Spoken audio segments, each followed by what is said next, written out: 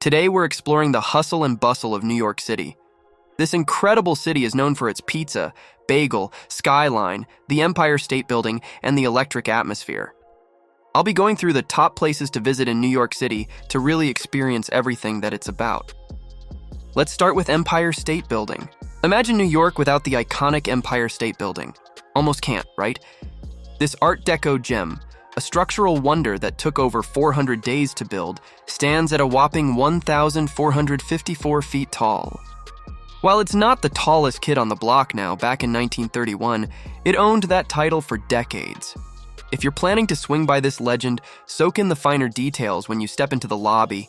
It got a fancy makeover in 2009. And when night falls, check out the topper's lights, playing with up to 9 colors at a time. Oh, and fun fact, that rod at the very top. It's like a lightning magnet. Yep, you might catch some sparks flying, literally. But the main event is the observation deck. The city views are jaw-dropping. Sure, there might be a bit of a line, but trust me, it's worth the wait. Plus, here's the cool part. The Empire State Building is open every single day, so no excuses to miss out. Little Island. This is a hot, fairly new spot you don't want to miss. Little Island opened its doors to the public in May 2021, and since then, it's been drawing in a crowd eager to check out Manhattan's newest floating green space. The park is a beauty, with open lawns, vibrant shrubs, trees, and even a secret garden. It's open from 6 a.m. to 1 a.m. Here's the cool part. Entry is free all day long. But if you're planning to swing by between noon and closing time, snagging a reservation is the way to go. And let's talk about food. If you're feeling a bit peckish, no worries. There are some affordable food and drink options thanks to savory hospitality. Now, for the best views, head to the amphitheaters. The Glade and the Amph. You'll get a spectacular view of the Hudson River. And the best part? A bunch of events are free throughout the summer. Every Monday night at 6 p.m., there's something called Savory Talks and Performances. It's a free chat about food sustainability and industry trends. Local farms, sustainable meat and fish companies, and even perform-in-the-park artists join in, adding a touch of storytelling and dance to the mix. Chelsea Market. This place in Chelsea used to be a Nabisco factory, but now it's a hotspot for food lovers. Locals and smart tourists love it because the food lineup is always changing. You've got spots like Dizengoff with amazing hummus, Cullen Pistol serving up delicious seafood dishes, and Cork Buzz Wine Studio for wine fans. But it's not just food, there are cool stores like Anthropology, Posman Books, and Artists and Fleas. It's close to Highline Park and the lively meatpacking district nightlife, so it's a must-visit when you're around. Seriously, your taste buds will thank you. Times Square. Back in the day, the heart of Manhattan was a wild mix of sex shops and shady dealings, the real deal in vice. But times have changed, and now it's more like a shopping paradise swarmed by tourists. They've tried to jazz things up with things like the TKTS booth stairs and a Broadway pedestrian plaza, trying to add some excitement to the sightseeing scene. Some work, some not so much. Now, if the idea of diving into the craziness of the big New Year's Eve bash isn't your thing, no worries. You can catch a mini version of the Midnight Countdown at the Times Square Visitor Center. They've got the hookup with one of those Waterford crystal balls that lit up the night in the good old days. It's a great way to get a taste of the magic without the massive crowds. Brooklyn Bridge. The Brooklyn Bridge isn't just your run-of-the-mill river crossing. It's like this elegant nod to New York's history of pushing the architectural envelope. Back in 1883, when it first opened its arms over the East River, it was more than just a bridge. It was a marvel of engineering, the first to conquer that river, and at that moment, it proudly held the title of the world's longest suspension bridge.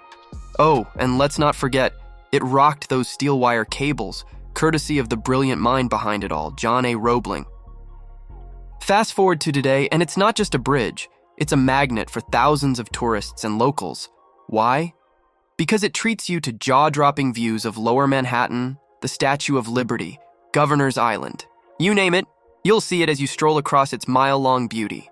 Now here's a heads up. The pedestrian walkway might be shared with the occasional cyclist trying to weave through the crowds. So keep your eyes peeled. Trust me, it's an experience you don't want to miss. Central Park. If you're craving a break from the city buzz, Make a beeline for the 38-acre wilderness haven on the park's west side. They call it the Ramble. This spot has a tale to tell, with a history dating back to being a gay cruising spot since the early 1900s, among other things.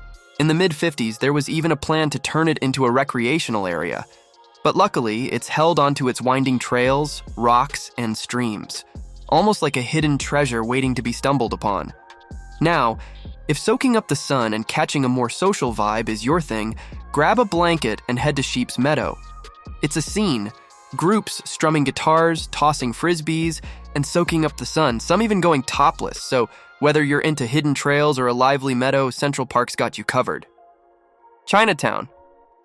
Take a stroll around the area south of Broome Street and east of Lafayette, and it's like stepping into a whole different world. Mott and Grand Streets are packed with stalls selling unique foods like live eels, square watermelons, and hairy rambutans. Go down Canal Street, and you'll be dazzled by jewelry stores and gift shops. And when it comes to grub, this part of town has some of the best restaurants in NYC. They serve up dishes from almost every province in mainland China and Hong Kong. But that's not all. You can also find tasty treats from Indonesia, Malaysia, Thailand, and Vietnam. This is Chinatown, the biggest Asian community in NYC, and it's growing. It's spreading out, blending in with neighboring Little Italy and the Lower East Side. The Statue of Liberty. Meet Lady Liberty, or officially, Liberty Enlightening the World, a sweet gift from France when America hit its 100th birthday. She's more than a statue. She's a universal symbol of freedom that stood tall, welcoming over 10 million immigrants sailing past to Ellis Island back in the early 1900s. She's a copper-plated sentinel soaring 305 feet from the base to the tip of her torch. To catch a glimpse of New York's skyline from Liberty Island and score access to the statue's crown, plan ahead. I'm talking reserving well in advance, like 3 weeks or more. And here's a pro tip. Hit the ferry to the Ellis Island Immigration Museum too, especially if you go earlier in the day. So, if you're up for a dose of history and a stellar view, Lady Liberty's got it all. Just remember to plan smart and reserve those tickets ahead of time. Brooklyn Flea. If you want a real taste of New York, you gotta hit up Brooklyn Flea. It's like the granddaddy of all flea markets. You can find loads of awesome vintage and rare records that you won't stumble upon anywhere else in the city. And this is the place to come to for Smorgasburg, one of the top-notch food festivals in town. Whether you're hunting for retro treasures or craving some delicious New York food, Brooklyn Flea is where the action's at. Queens Museum of Art. You gotta check out the Queens Museum of Art, QMA, situated where 2 World's Fairs went down. It's got something truly mind-blowing, the panorama of the city of New York. This massive 9,335 square foot model of the 5 boroughs was made for the 1964 exposition, and it's got these tiny replicas of famous landmarks. In 2009, they went big with an expansion project, doubling the museum's size. When it reopened in 2013, they added cool things like public event spaces, 8 new artist studios, and a glass front with a view of the Grand Central Parkway. You absolutely have to check this out. Lincoln Center. Lincoln Center is this massive hub for performing and visual arts, one of the biggest in the world. They kicked off building it back in 1959, and guess what? John D. Rockefeller III chipped in some cash to make it happen.